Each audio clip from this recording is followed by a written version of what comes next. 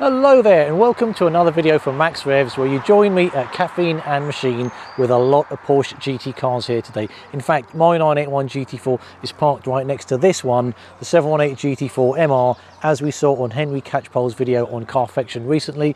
And what a great collection of cars we have here today. And in this video, what I'd like to touch upon is the whole GT ownership thing. Now, I had a 987 for a good 3.5 years, and during that time I never really had anyone telling me how I should drive the car, where I should drive the car. However, owning a GT4, it's surprising how many people have a viewpoint on what GT4 owners should do. And in this video, I just want to really sort of touch upon that. Whatever a GT4 owner wants to do with their car is absolutely fine by me, and we should just respect that. So if you want to do 500 miles a year, if you want to drive it 2 months of the year in summer only, you don't want to take it out on winter, so be it. There's a few things on some of the Facebook forums that sort of kicked off the last couple of weeks, and it's all around, if you have a GT4, you must track the car. It is a track car, and I would say it's a road car optimized for the track, and that optimization is a lot more than just say a regular 981 base Cayman, 987 Cayman. Every car is potentially a track car, and I don't see why a GT car can only be used on track. And people find it really hard to sort of say, what do you mean you haven't taken out your car on track? There's a whole bunch of GT cars here right now. I've spoken to a lot of the owners. Yes, some have taken their cars out on track. Others just love the car because it's special. It's kind of like, it gives you that sort of unique ownership feeling. I love the car. And I think when more and more people try to say to me, I should track my car, I just feel like I won't track the car. Speaking to a few guys sort of this morning, Nick, if you're watching, hi.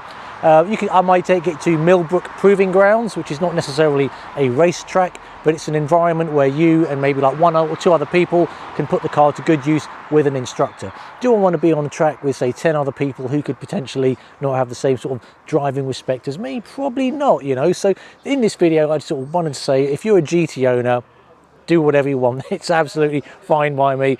Take it out one day a year, you know, because I don't see why we have to sort of say, if you're a GT owner, you must do this, this and this.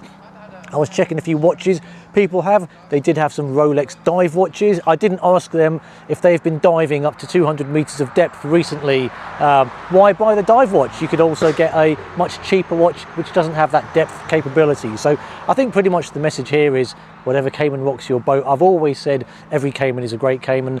I know coming back from that trip in Wales, I did say that, you know, did I get that much more fun in this car? I love the GT4, okay? My message there is that every Cayman is great. For me, there is something special a GT product gives you, much in the same way that, you know, I don't know, people get fine wine or they treat themselves to like a Rolex or something. This is my treat. It's a hugely aspirational purchase, in the same way that I'll never probably buy a Rolls Royce. If I was to say what is the most comfortable car for me to be driven around in, I'd probably say a Rolls Royce or a Bentley. Super kind of Italian styling, I'd go Lamborghini. Doesn't mean I'm going to buy those products. I think a GT product, whether you buy it or not, it's a hugely aspirational purchase, and whatever rocks your boat. Enjoying life and cars to the max, and that's pretty much all I wanted to say. See ya. Ba, ba, ba.